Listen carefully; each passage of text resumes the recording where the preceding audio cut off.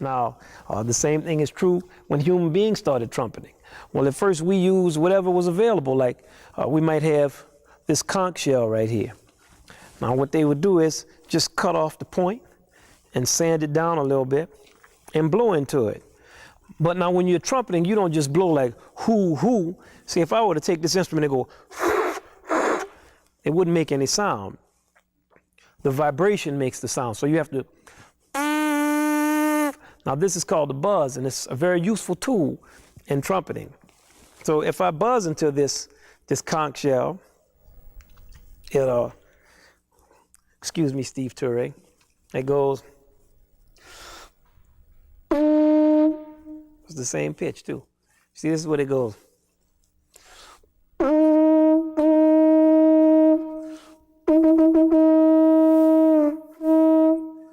Now it almost actually sounds like a foghorn on a boat or something. But you have to remember, this is before we had boats and all of these things. And can you imagine 15 or 20 people standing out on some beach? Now somewhere along the way in the ancient world, we figured out how to get instruments that made more than one or two notes. This introduces us to what's called the overtone series. We all know the sound of bugling.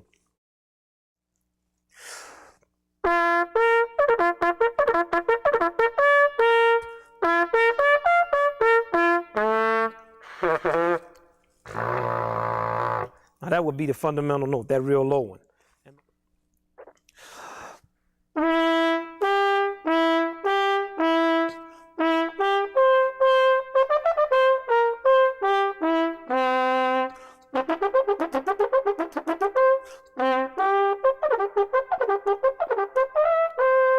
So you see, we can still kind of play the same thing.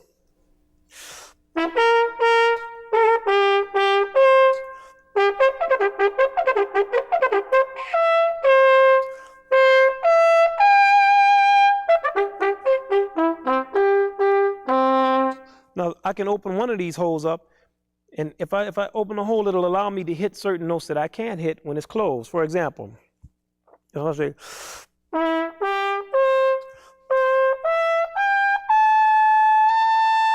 see?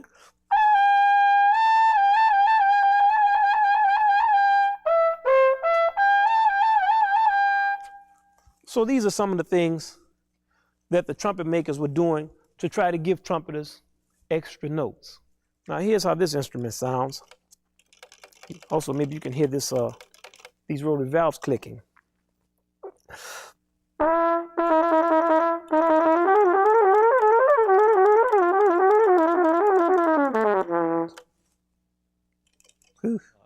But the real true technique on an instrument, the most important, is the most primal, and that's the sound.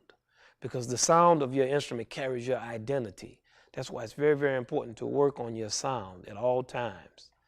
It's like when you go into somebody's house and you're going to get a good meal, just the way they say your name will make you feel good.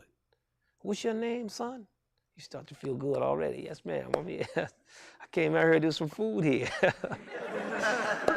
Well, come on over here and sit down. Yeah, we got some barbecue ribs and oh. Yes, I see we came to the right place today. That's what you want to project through your sound.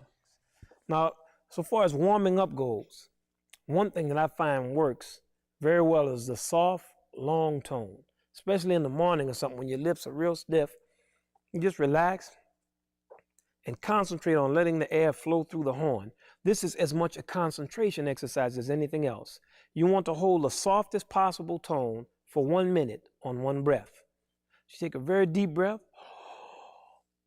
and you just allow the air to flow through the instrument. And you want to feel the air filling up every corner, every inch of the instrument. You want it to be filled with air.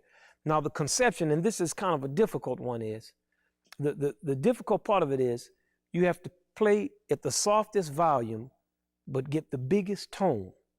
Now that seems like a contradiction because we always think a big tone means that we're playing loudly. But those two things don't necessarily match. So you want to relax and get a deep breath. Focus and concentrate your energy. And when you're warming up, you can do a very soft, long tone. Now this long tone is much more difficult to practice than it seems because it's a concentration exercise.